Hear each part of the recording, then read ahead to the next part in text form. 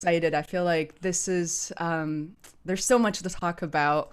Um, all right. And if there are crazy questions, and I'm gonna personally pay attention to the chat and I will direct questions your way so you don't have to feel overwhelmed or anything.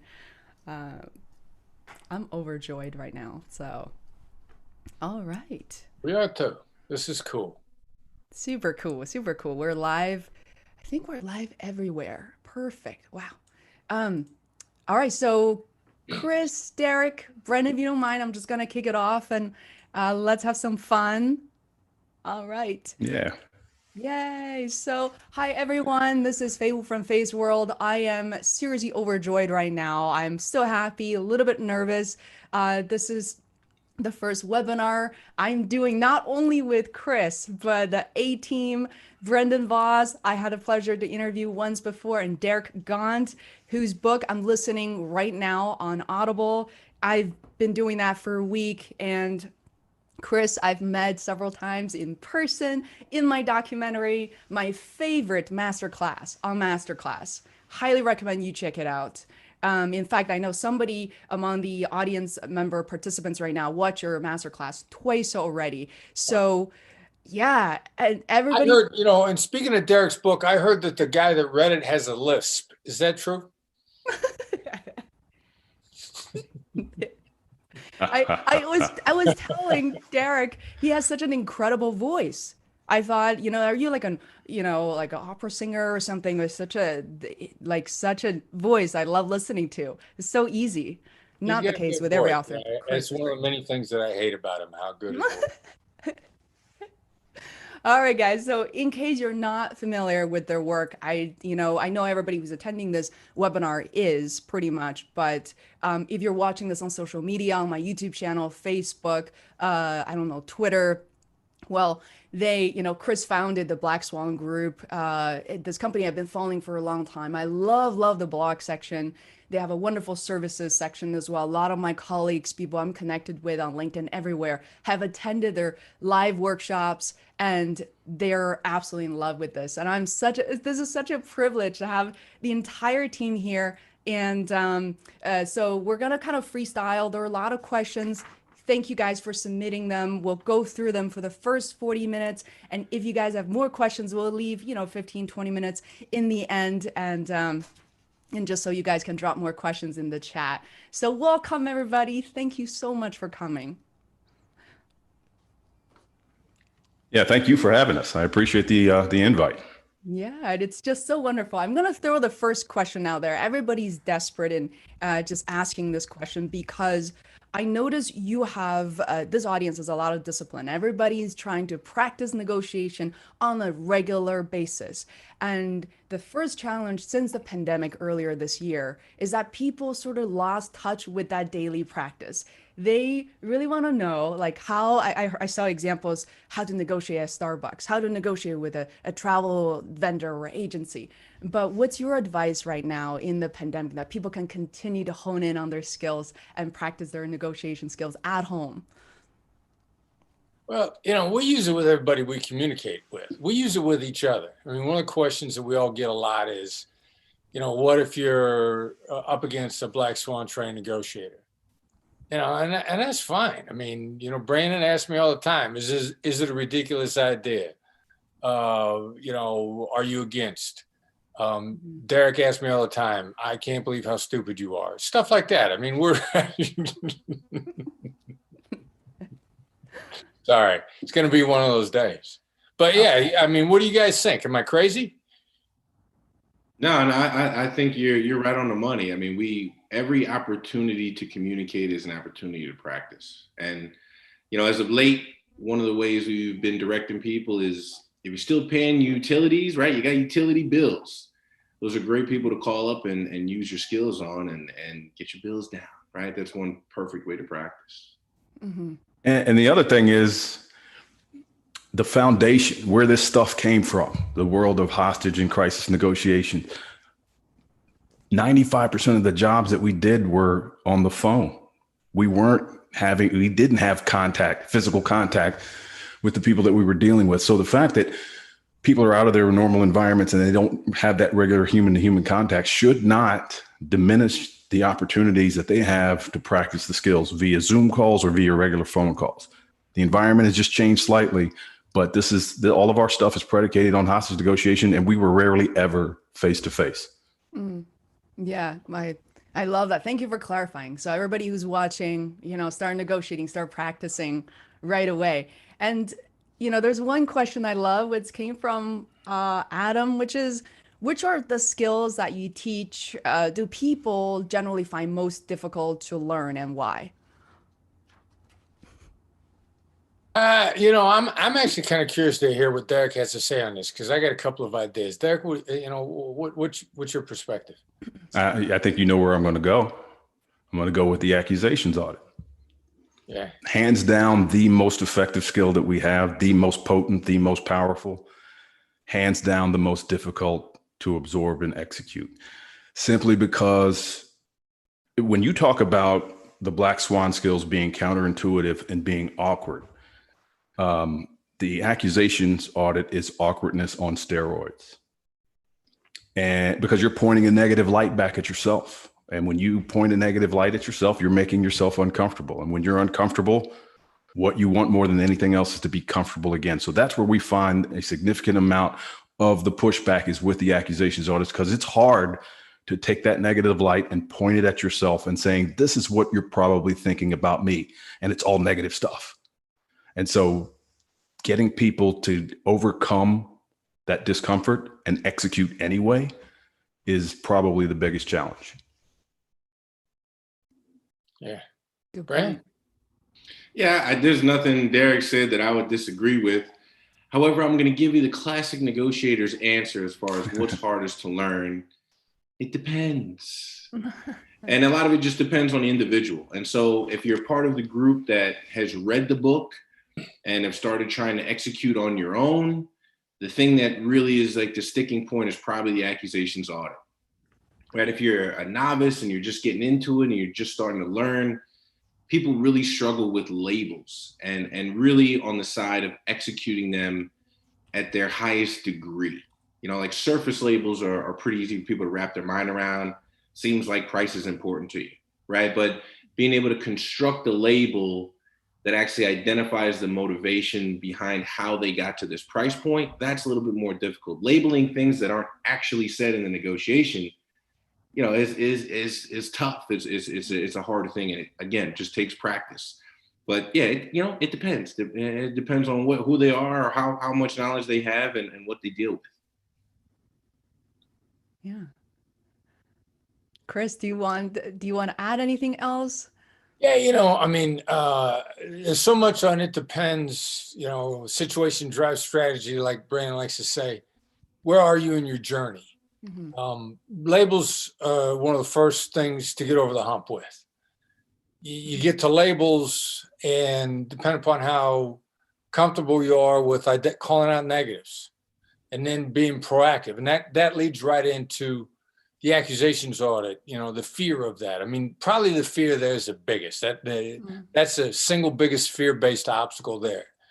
And simultaneously, if you're getting good at labels, making a jump from labels into summary is hard, because we teach people really hard, to go silent, to go dead silent. We used to call it effective pauses and never split the difference. Book we got coming out collaboratively, Brandon and I and a couple of other people are working on in the spring. It'll be out late spring, early summer. We're changing effective pauses to dynamic silence. Mm-hmm. So, getting people to go dead silent. Like some people feel like they're going to burst into flames before they could go dead silent. Well, then if we get you there, then we want to teach you summary, and summary is firing everything. Summary is just letting go with everything, and that's no dead silence at all. So it's kind of, where are you in your journey? And each step of the way is going to take you to a new level of the game. It's like a game, and it's all fun. As soon as you embrace how much fun it could be, it's really cool. So funny. My friend Michael O'Brien, also part of my mastermind group, really likes Brendan's jacket. First of all, I think he looks exceptionally handsome today. Hey, thank you. Oh, sorry, Chris. Take it easy.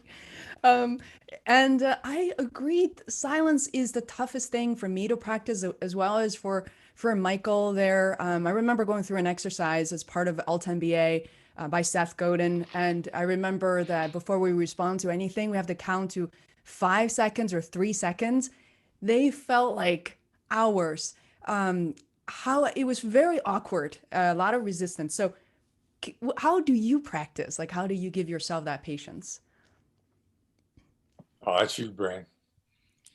Well, it's a similar philosophy. We talk about people counting Mississippis or counting 1000s, but exactly to your point, Fay, I mean, it's creating an intentional void in the conversation is difficult to sit in.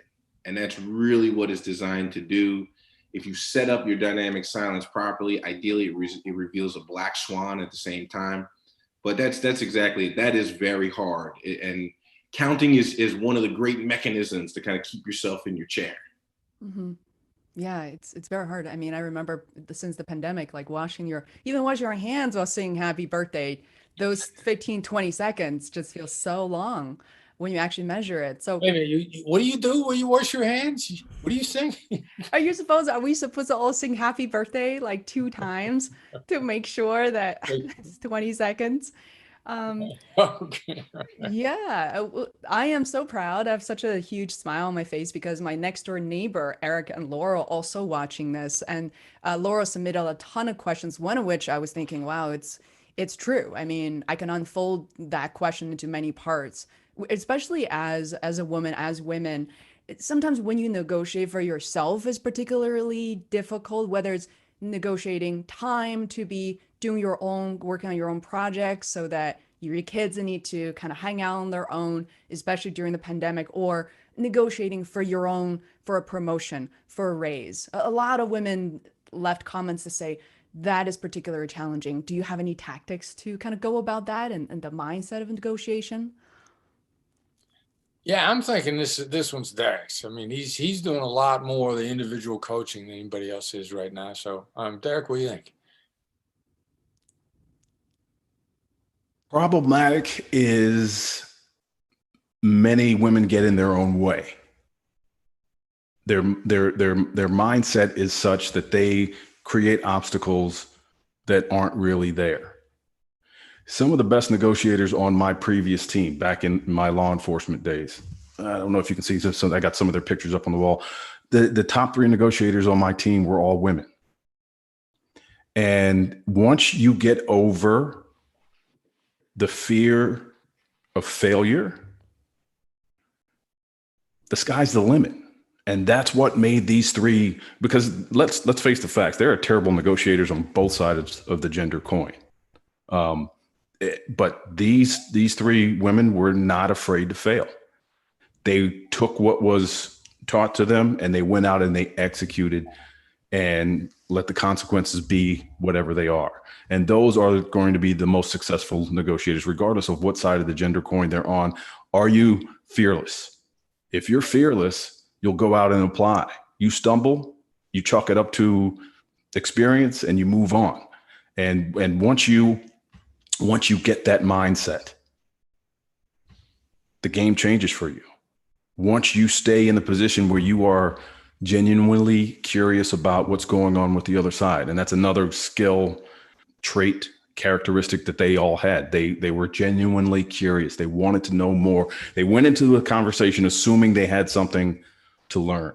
And so that is how I would encourage you to look at every difficult conversation, every negotiation. And that goes across the board. It doesn't matter if you're man or woman. Stay genuinely curious. If you stay genuinely curious, your fear factor will diminish rapidly, and you will be able, your mind will be more open to seeing the entire landscape from the other person's perspective. I feel very excited, but also very comfortable at the same time.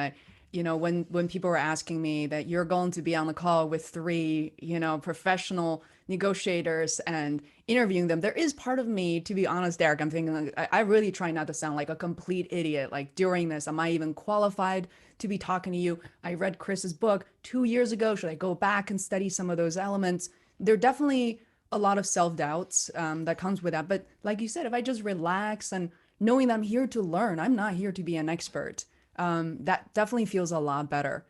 There's an added question, actually two questions coming in already.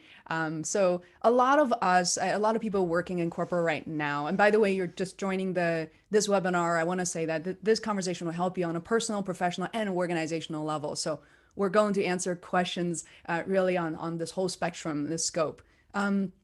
So another question is that we find ourselves on the phone all the time, and that's why I named this virtual leadership. It's a very different kind of leadership and engagement with your audience or with your colleagues. So, for example, Laurel found herself to have to slow down when she speaks to someone, whether it's a customer or maybe her colleagues whose first language isn't English. There's a time difference. She has to pace down among the team. She finds that it can be hard when one-on-one conversations where you feel like there's a lot of silence and you have to fill in the blank. What would you recommend for that? I see you smiling, Brian. Well, there's a couple. I got a lot of things coming to mind, and I want to jump back into the mindset thing just real quick. Take a couple steps back. I think where people in general tend to kind of lose themselves is when you go into a negotiation hoping things go well. And the mindset needs to be expecting problems. And it gives you a huge leg up when you go in like, all right, things are going to go wrong. And then I'm going to use a tactical empathy skill to get out of it, which is one of the great things about why they're built the way they are. And then going to the virtual side, it is very difficult. And I think one of the things that we found is maintaining relationships virtually is much easier than starting a brand new relationship virtually. Starting straight fresh in a virtual environment is very, very difficult. And trying to cultivate that from the ground up is extremely hard. And so filling the voids of silence, well, again, it depends, right? Sometimes those silences are needed. And then what's great about the skill like labels, which is probably our most flexible skill as far as the way it can be applied to different aspects of the communication, you can always say, it seems like I'm off base, or it seems like I'm taking us in the wrong direction, or seems like I might have made you uncomfortable. You can always throw those in to fill that silence to kind of get things going again. I love that. Wow. I love how balanced everything is. Like this is such a well-oiled machine. Like I've been on webinars where people constantly talking to each other, like debating. This is amazing. You want to go fast, go alone. You want to go far, go as a team. We got a heck of a team. Yeah, absolutely. So Nisreen asks, like, can someone maybe talk a little bit deeper about the power of hearing the other side out on a psychological level and in terms of the progression that can cause in a negotiation? Wow, there's a lot to unpack there. Yeah, well, hearing the other side out, it doesn't seem like that big of a deal. But the more you're heard, the person being heard is starting to get hits of some magical stuff, dopamine and serotonin. I mean, we're talking almost all of our conversations at some point in time these days about our skills. We don't talk about psychology. We talk about neuroscience. We talk about the neurochemicals that drive human behavior and create your reactions. And you start to get heard out. You feel releases. These are chemical changes. These are dopamine and serotonin. You're very encouraged by that. You start getting attached to the person. At some point in time, if you hear somebody out well enough, they'll discover something in what they said based on your feedback. Just hearing them out, summarizing. This is a summary thing that I was talking about earlier. Now, when we wrote the book the first time through, me and Brandon and Tal Raz wrote that book together. Tal talked about that when somebody says that's right, it's they've experienced an epiphany. So I look up epiphany, what sort of neurochemicals are released when you experience an epiphany, and among them are oxytocin. Oxytocin is the bonding drug. It's what mothers feel bonded to their children. It's what followers feel bonded to great leaders. Then once they get bonded to a leader, despite all sorts of evidence to the contrary, they will never give up on that leader. They will always believe in them. That's an oxytocin event. When you get a that's right out of somebody from having fully heard them out and then repeated it back to them, so that the only thing they could possibly say as a response is that's right. They've just experienced an epiphany. They're bonded to you. That's the maximum amount of influence you could ever have. And that's why Derek and I, when we were hostage negotiators, we didn't know what was going on, but we knew if we heard a bad guy out, he was going to come out, and we didn't know what was exactly. And the bad guys would get so bonded to us that SWAT would see them bonded to us and always think that we were bonded to them. And, we cared about them, but the worry about the negotiator getting, Stockholmed to the bad guy, the negotiator would always go like, what? No, what are you guys talking about? And now that we have a clearer understanding in these days, the oxytocin event occurred, the bad guy got bonded to us. You hear somebody out, you get a good solid 5-star that's right out of them. They are bonded to you, which then leaves you in a position of tremendous influence, and you got to be careful with that because of the amount of influence you had. But that's what happens when somebody is fully heard out. They feel bonded to the person that heard them out. And guys, what do you think? Did I talk that in circles? Am I off base? No, I think you're right in line. And sorry, please go ahead, Derek. No, that's what I was going to say. You're right in line. It was a scientific infused way of saying people love to have other people understand what they're going through, and the cheapest and most effective concession you can make is just to listen. Yeah, and I read in your book most recently, Derek, it's about listening, and it's not really about providing a solution right away, which I think it's a most common mistakes I see myself making, a lot of people making in a mastermind situation where you hear a problem, you want to immediately relate to that problem and then offer your own solution, which may be irrelevant in some ways, even though you're trying to be helpful. Right. So I love that. Sometimes they just want you to sit back and listen. And then your listening takes care of the negative emotions and dynamics that they've attached to the situation. And when you start to diminish those negative emotions and dynamics that they've attached to the situation, they're more accepting of your solutions and your ideas when it's time. Often we get the sequencing in reverse, where we want to lay out the solution at the beginning of the conversation and they're not ready to hear it yet. And so it's just a matter of hearing them out, returning them to a normal functioning level so that they can hear what the right way to fix the problem is. I love it. It's not a metaphor. It's a real situation. You said, I can sell jail time, and they will always take it. If you could sell jail time, I mean, you could really sell anything. Almost anything. Yep. And there's a really interesting question. I was like, wow, this is a good one from Marcel. So she works at GoDaddy. Thanks for revealing the company. But not just GoDaddy. A lot of companies, you would say that the common objection or the common answer you get is, let me think about it. Let me think about it, or I'll get back to you. And makes the other side feels like I'm not being heard. There probably will be no further actions or next steps related to that. I hear that often too from some clients, from prospects. So how do you dissect that or take that? Hey, Brian, I know you're on top of that one. Well, there's actually a couple different ways that you can approach it. I mean, as everybody's already figured out, my favorite skill is labels, and there's always a way to label your way out of or into any situation.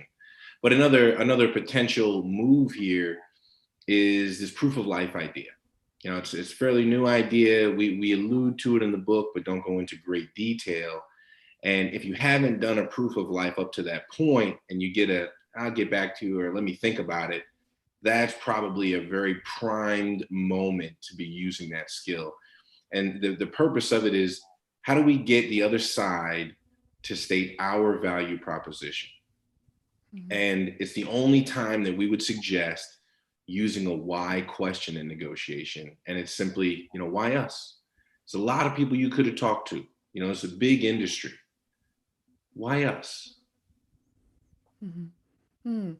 I love these, common. I love what we're talking about here because sometimes some people say, well, it seems like common sense. Even Chris, you write about like, it seems like common sense, but common sense isn't always common practice, often isn't common practice. And that's why I really enjoy about your teaching. So I also personally find, and I don't know about people who are watching this, the fact that since I saw the launch of Masterclass, I was very excited. And some people said, please ask Chris about Masterclass. And to see a friend and mentor on Masterclass is this whole new meaning. And it was so well executed. So, Chris, could you share maybe a bit about that? And because for me, it was another opportunity after meeting Brendan, reading your book, knowing your coaching. I feel like it really took me to the next level as well. So, yeah, well, there's a lot of things about Masterclass that were a lot of fun, and when they approached this, I mean, first of all, it was an important negotiation. We negotiated as a team. I engaged every step of the way with Brandon. I am always better as a wingman with the wingman. If it's important, the two of us are on the phone together. We're working together. So we turned Masterclass down 3 times, and we meant it every single time. Like when we say no, we mean no. We just say it nicely. We don't call people names. The Brits have a saying, you can be as rude as you want as long as you're polite about it. We're polite. And there were significant problems in each step of the way with the agreement. And we were like, oh, cool. We understand why you guys want that. You're entitled to want that. You've got all the reasons, your business model, and it just doesn't work for us. So thanks for the offer. Mm-hmm. Every time we turned them down really nicely. We meant that it was not a tactic. It was not meant to get a better deal.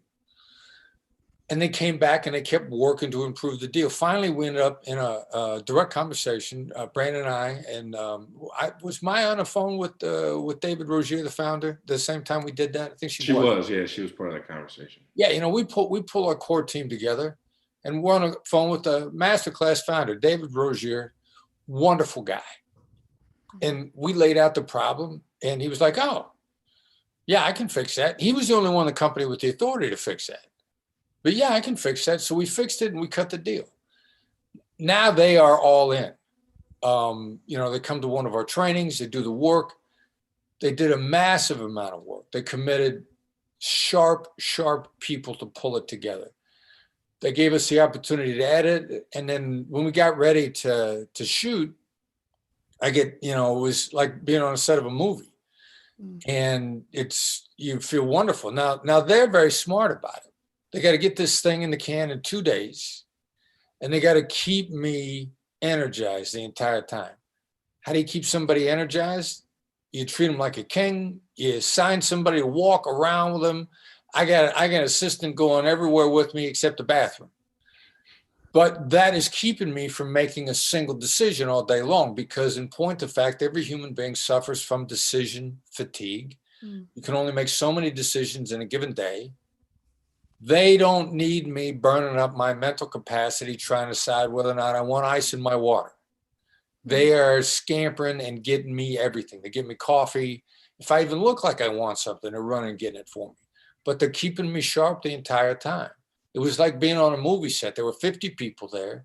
Wow. It was a movie set, but they're that committed to doing stuff right. So we've been happy with them every step of the way. And it's insane what a value a Masterclass subscription is. I mean, it's insane how valuable that thing is. So very happy with it. The other thing that's cool about it, we found out that it's super popular with women. And it's the first time we've seen a negotiation product out there that's skewed heavily in favor of women. Normally, it frustrates the hell out of us because we believe that women ultimately are better negotiators than men are. But we can't get them to buy the negotiation products at the same level. And found out that that massive skewing in the direction of women. One of the things I read that the Bobby Brown makeup class is Mhm. the most common class to be viewed before mine. Now, I'm assuming that women are watching the makeup class, although that's not entirely true all the time. But yeah, it's cool that it resonates so much with women. That's so cool. That's so cool. I got one follow-up question and regarding master classes. The whole execution was so seamless. And I know there's some editing involved, but you also talk for a long time, not just you, anybody who joined master class. It's like pouring their life work out on this, surface. And did you find yourself super fluent with every chapter, every point of view, tactics, or how much of that is scripted versus kind of freestyle? No, we put a lot of prep into it. Now, I don't know if they're adjusting for me or the way that they do with everyone, but they want to give you a lot of structure and a lot of room to be spontaneous.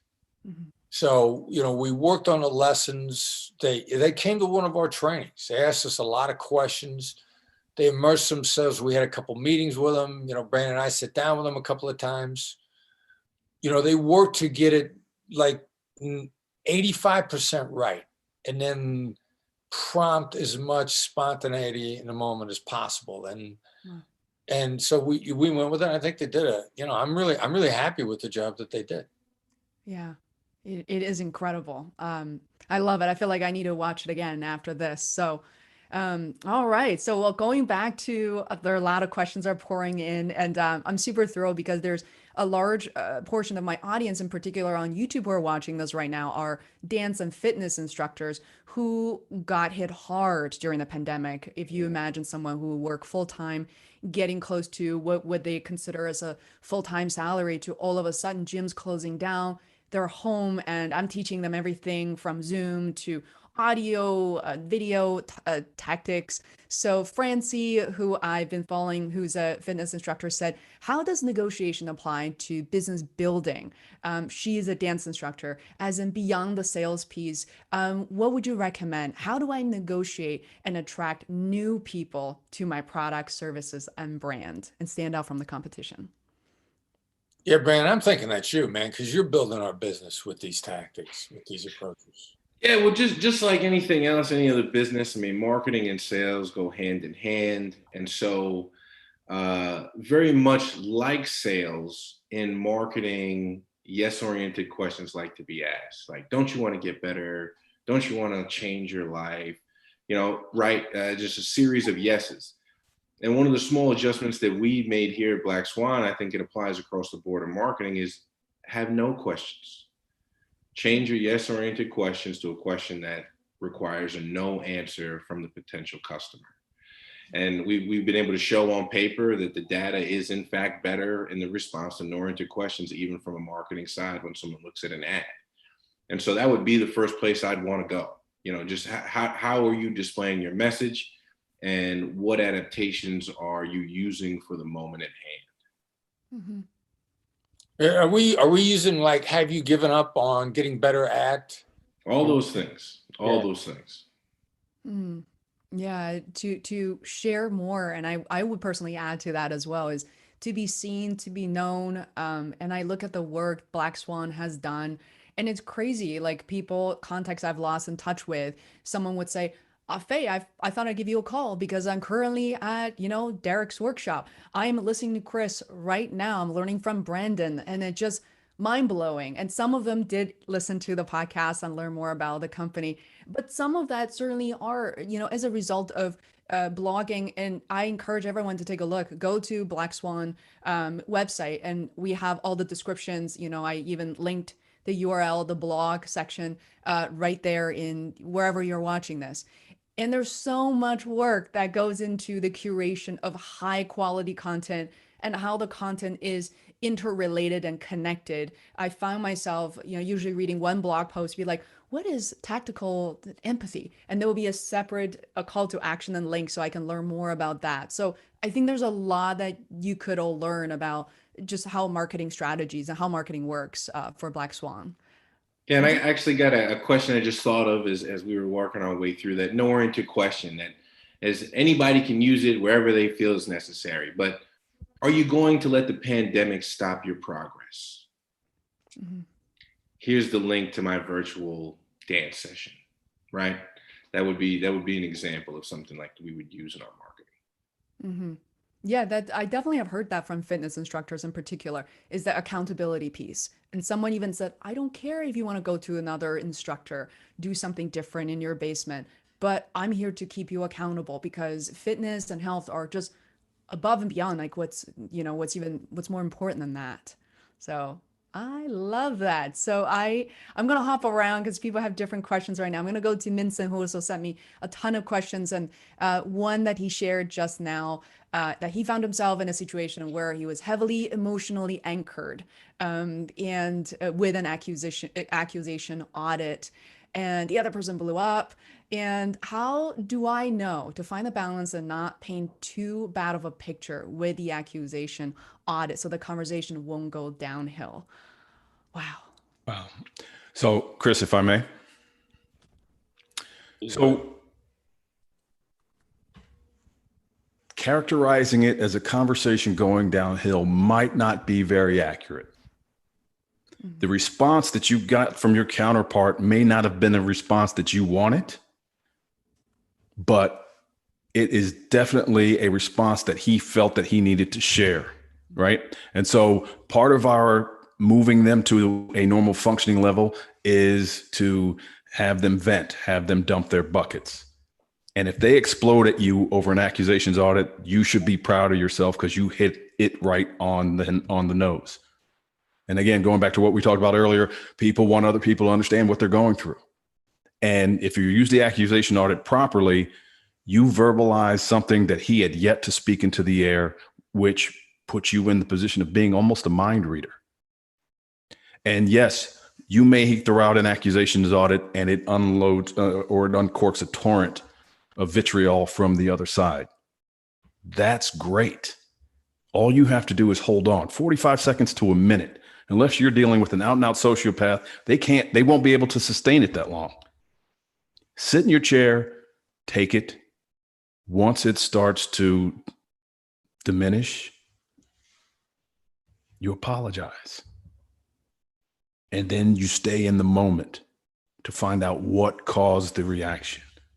You apologize. It sounds like I'm sorry. It sounds like I really underestimated how important this was to you. What caused that reaction? Those 3 techniques in a row will allow you to find out exactly what's motivating behavior. See, most of us, we get wrapped around the axle on the statement or the behavior.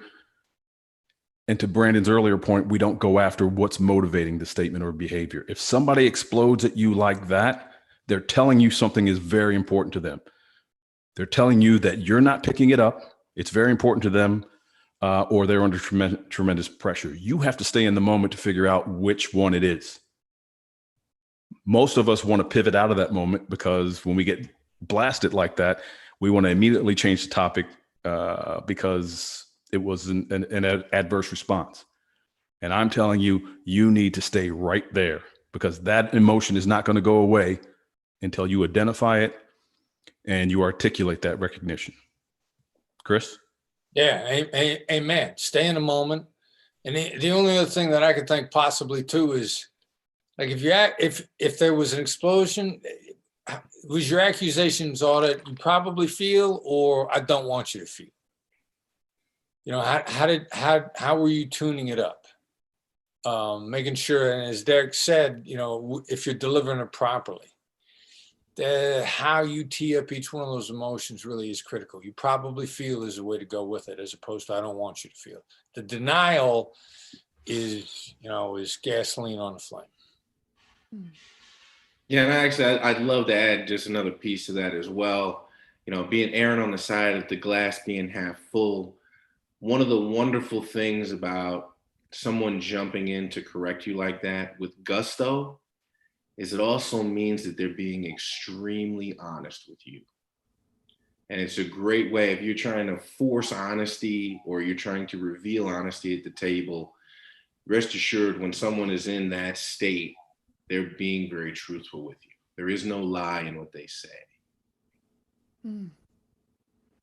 Oh, I could just feel like my blood pressure is like you know, going from very excited just to hearing you talk. It's very soothing, and definitely I find that even for me as a content creator, as an interviewer, sometimes when I hear the other side slow down or that who could potentially be arguing with me, I definitely find myself wanting to jump in and kind of half breath in and rushing through and but I think I need to practice a little bit more too while we're going live and um, so here's another question from Michael. For all panelists here, can we hear more on what team negotiation looks like? Any basic pillars of the philosophy on that topic of teamwork, especially in the online space? That's a Dr. Gaunt question right there. He, Dr. he is Gaunt. our resident team expert and is constantly coaching corporate teams to operate more effectively. Yeah, so I'll take exception to the resident expert because I think that all of us have chipped in to flesh out what it looks like to use the Black Swan method as a part of a team. But a couple of things I wanted to mention. First of all, what Chris said earlier: you want to go fast, go alone. You want to go far, go as a team. You should keep that mantra in the back of your head anytime you engage in a difficult conversation, whether you're in person or whether you're virtual. Understand that the world that we came from, it was all about the team. And so what does that look like in a corporate environment? You should have your primary negotiator, your number one, your primary talker. That talker should be assisted by a wingman, a coach, if you will, a secondary negotiator. You should have someone on the call who's there just to listen and take notes so that you can debrief the call after the fact. And you should have, for lack of a better term, a team leader who's flying at about 20,000 feet above everything else that's going on, offering input and suggestion. The primary dialogue is with the primary negotiator. The coach's job is to pick up on things of import that the primary negotiator is invariably going to miss. You're going to be so engaged in the conversation that you're a human. Things are going to get by you.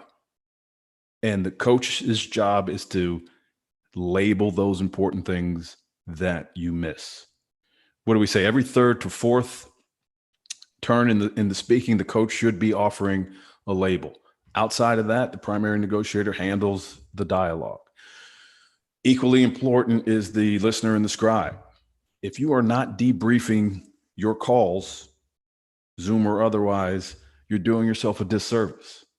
You're doing some things that are right on the call. You're making mistakes on the call. You need to keep track of both so that when you get on future calls, the mistakes you make are not going to be mistakes that you've already made. They're going to be brand new ones. You're going to make mistakes on the call.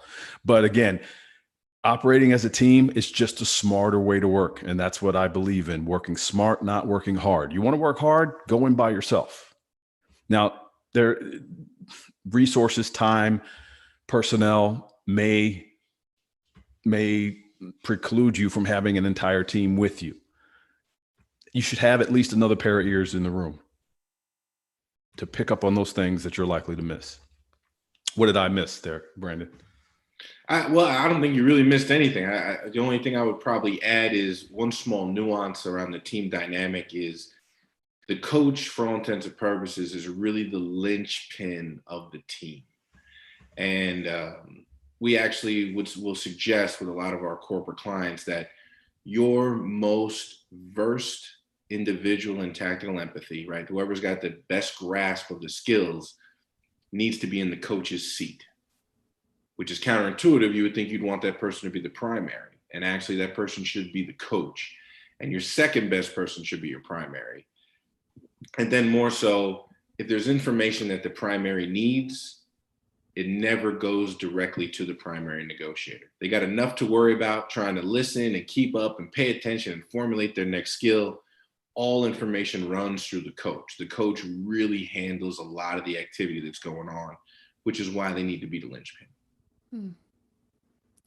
I love this approach. It's such a team team event happening right now. And I just saw a comment from Gustavo Serafini, a big shout out, who someone, a dear friend of mine who joined your workshop. He said one of the best lessons he learned from Derek is don't just get defensive when people get angry. It's not about you, it's about them. And it means so much. I'm not gonna embarrass Gustavo on the call right now, but your coaching meant so much to him and really transformed his organization. So really thank you for that.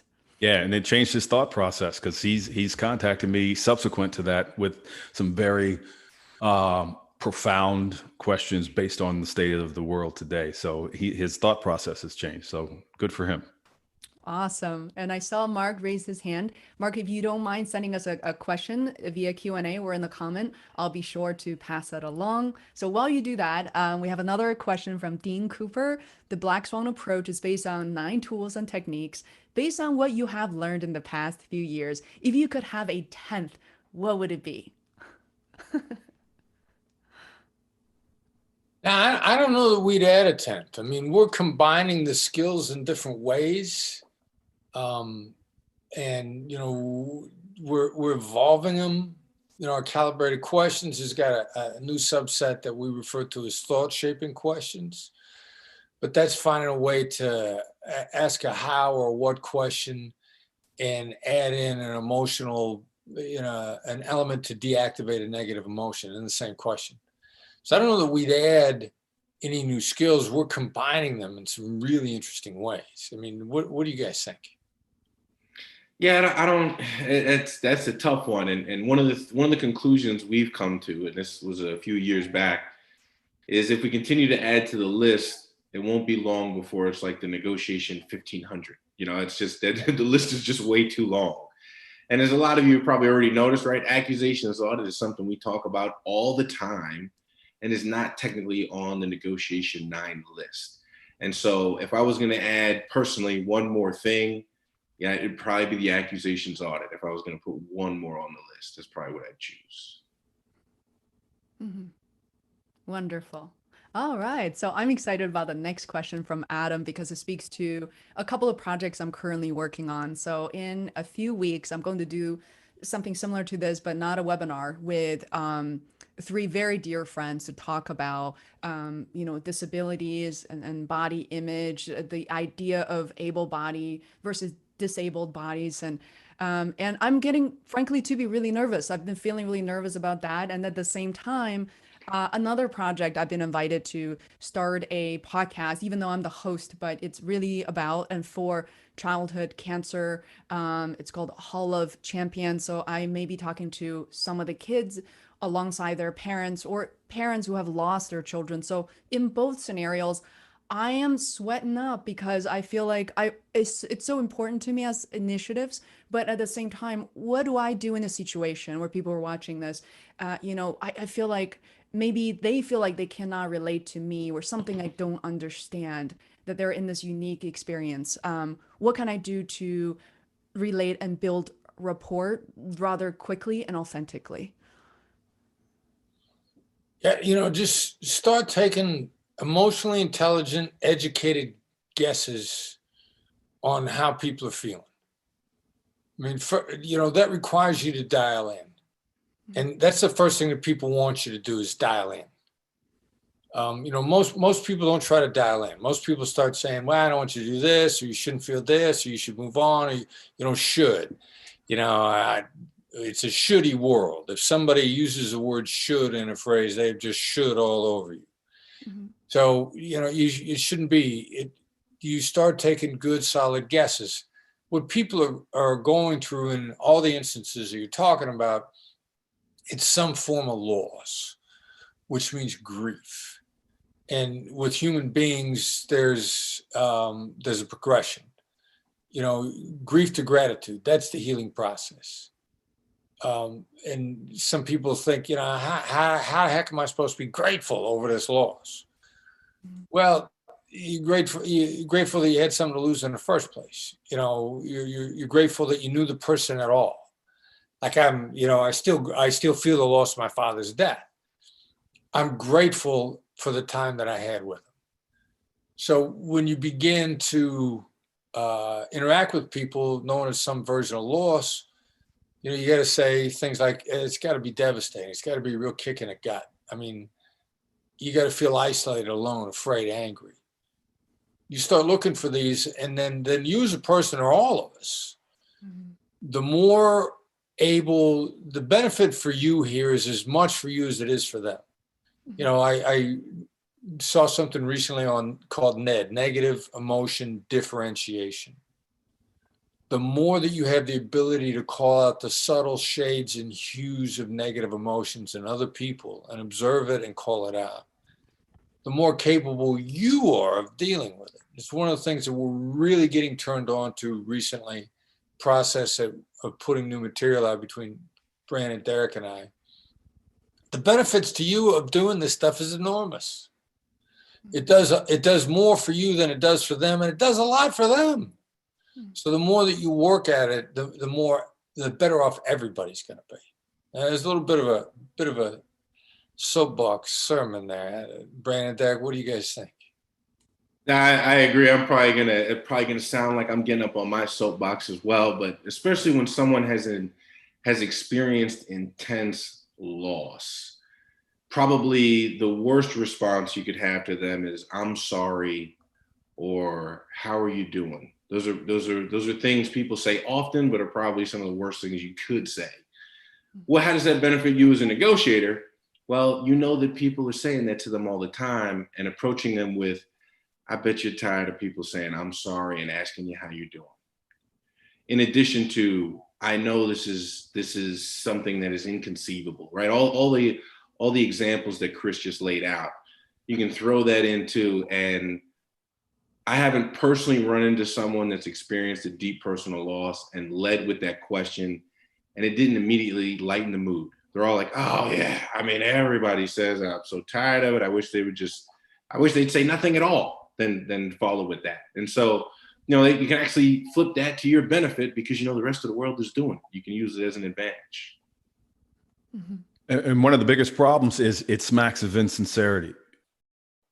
When it's used over and over again, it's not authentic, and people know it. People, especially people who have experienced loss to that magnitude, they are hyper vigilant for inauthenticity. And it sets them off. And what does that do for you, Faye? That puts you at a tremendous advantage, because you're going to separate yourself out by just using those words in the manner that Chris talked about. Personally, I liked when you're talking about extreme emotional response, phrases like punch in the gut, stab in the back, hit by a truck, something that visually starts a movie to play in their head. You get more bang for the buck, and you start to establish that rapport earlier, which will lead you to trust-based influence, which will get you where you need to go, get you the information that you need, get you to close the deal, get you to get the story, etc. Thank you so much for that. And definitely it's a hot topic that's occupying a lot of my mental space right now. And sometimes we pick up these projects we're so excited about, and then again, as a woman, to say, am I inadequate? And how can I want to do my best, and I want all these outcomes. But I also like, what I'm learning from all of you is holding that space, is to pause, is to listen. So grateful. I know we have about 5-6 minutes left, and there's one more question related to culture, but also related to accusation. Again, it's something I feel like I need to learn more about. We have a group of people very focused on this topic. So Ms. Silva asked, in my culture in Brazil, accusation audits are usually perceived as a very annoying, since they just want you to say what you want right away without stalling. How do I go around that? And I have to admit, that's not just Brazil. I've seen that experience in many different cultures. Well, couple of things. I'll add to this, and I'll throw it out. I'll throw it out to the rest of the team here. We have found, especially when you're translating the accusations audit out of English into Portuguese, into Spanish, whatever, a lot of people mistakenly translate it to "I don't want you to think," which is actually improper. You should say, I know you think, as opposed to I don't want you. And the I don't want you is a denial. And so that's the first thing to be aware of. Is the translation the way it should be? And then the second part of it is, based on the culture, people that are just time is money. I don't want to sit here and listen to you rattle on for 20 minutes. Give me what you got. Shorten your accusations on it down to what we would refer to as a cold read, which is simply 1 or 2 lines. And you can lead in with, I'm not going to waste your time. What I'm going to say next is going to feel like a punch in the face. And then lay it out for them. Mm-hmm. Awesome. And the only thing that I would add to that is when you throw out your accusations audit, and regardless of culture, they tell you to stop. I don't have time for this. Let's get down to brass tacks. That's okay. Because the conversation now turns into the direction that you ultimately want it to go anyway, and it's not your idea, it's their idea. And so what have you done? You've protected their autonomy because you didn't ask for the conversation to jump into the brass tacks portion of the conversation. It was their idea. So getting them to stop you, to cut you off, that's great. Mm-hmm. I love how transferable these skills are because since knowing Chris, I've practiced those skills in China. And, where I live permanently here, and it's for 20 years in Boston, and people are like, you're so Americanized, but I try these skills, absolutely works. And I already told Chris, like immediately after our documentary, of how I negotiated the budget, I was able to make this project a reality. So thank you so much for that. And I got to tell you, I spent a lot of time in New York City, and Brandon pretty much grew up there. And I often wonder what's a more difficult environment where the people are crazy here, in China or Boston. I think Boston. Yeah, it's not untrue. Oh my God, it is a lot to deal with here for sure. So one more question from Michael. Last question. I'd like to hear, his is last question. I have many more, but I won't keep you here forever. He said he'd like to hear real quick from each one of you guys a couple of favorite lines just to toss out at any time. Some good lines that keep coming in handy. I'll go first before these guys steal it. And it's going to be a label, right? Surprise, surprise. I love labels. And you can use this over and over again in every conversation you have. And that's simply, it seems like you have a reason for saying that. I will go next before Chris steals mine. An accusations audit. Right before an ask. I'm about to make your day that much harder. I like that because as soon as I say that and I let it sit, followed by silence, their brain goes to the far end of the fear spectrum and they're imagining all of the worst case scenarios so that when I ultimately make my ask, it's a relief. That's all it is. And I'm more likely to get it. Wow. Yeah, and I get a version of that I use a lot. I'm a direct guy.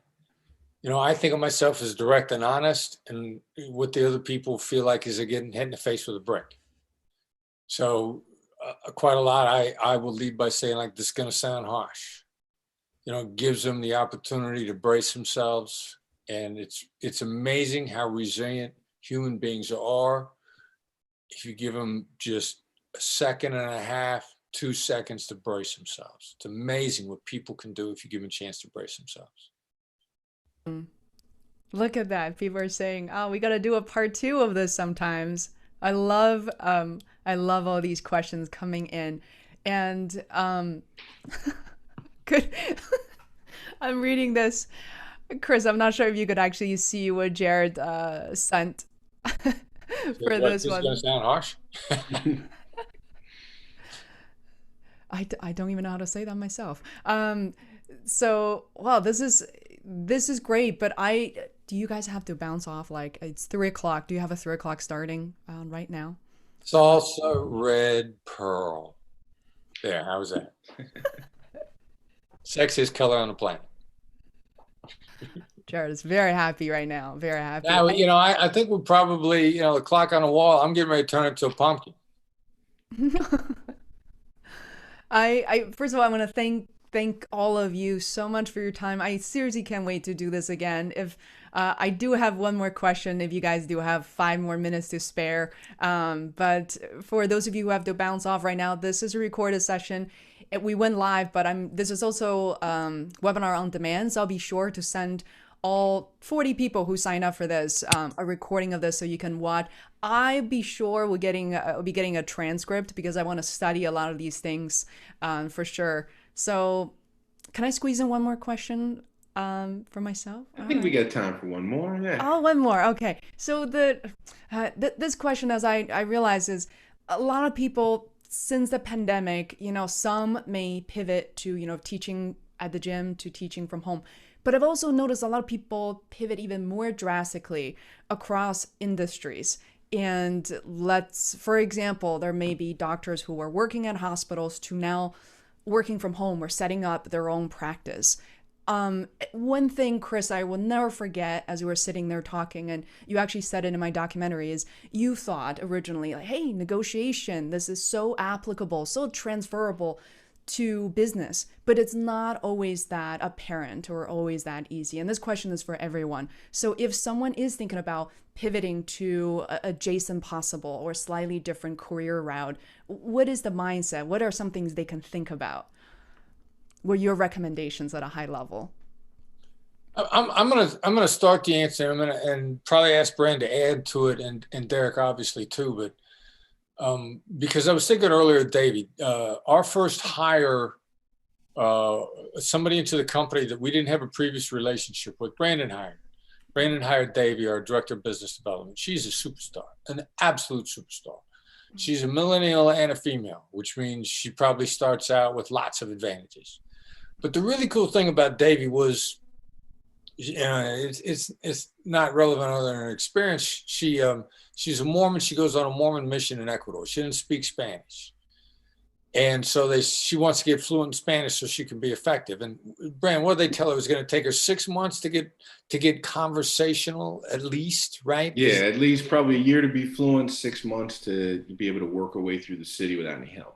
Yeah. So, but in the process, they're saying, candidly, you're going to have to make 10,000 mistakes. It's this 10,000 number, 10,000 this, 10,000 hours, 10,000 mistakes. And the person teaching her says, you're going to make at least 10,000 mistakes before you're fluent. Mm-hmm. Davey's like, oh, well, I'll just make them sooner. Mm-hmm. So she went after it, not being afraid to fail, not being afraid to make mistakes, but actually looking at each mistake as a learning experience that would accelerate her journey. And how long did it take her to get fluent, Brand? As I understand it, she set a goal for herself of 8 weeks to be fluent, and she was fluent in 7. Oh my goodness. Wow. So, the problem with pivoting is to be scared of making mistakes. Mm-hmm. That's what will stop you.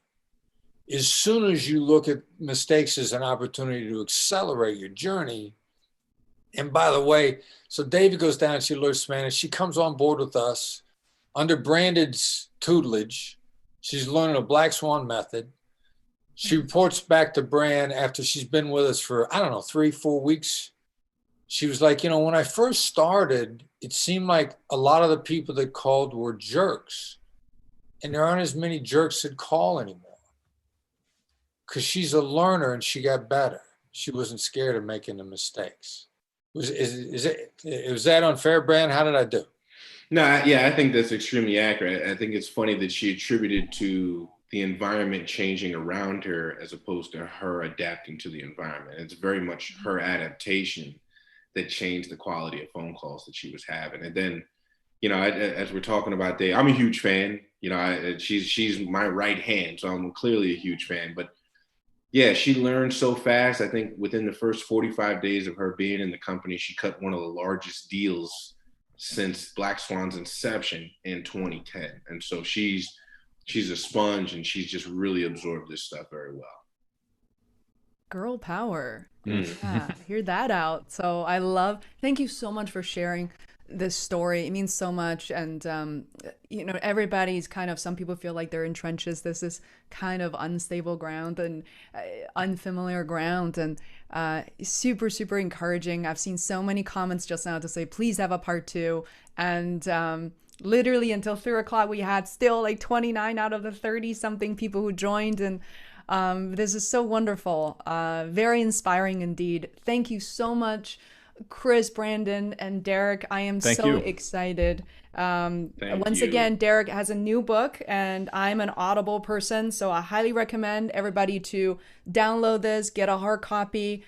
Huge, huge fan. And oh yeah, exactly. It's posted right behind Derek as well. So I'm gonna take us offline, and you know, just I can't wait to see you guys again. This is so wonderful. We love lot of us fun. some Fei Wu. That's right. That's right. Yeah, absolutely. I am so happy you guys can be here. Please let me know, let you know people are watching this, and let me know. I just include in a follow-up anything that we can do to help you guys, anybody who have seen this. Please let me know, because I think that you've helped us so much, and you know, it's a two-way street. So Yeah, thanks, Fei. Yeah, we really value you as a friend. Thank you very much. thank you.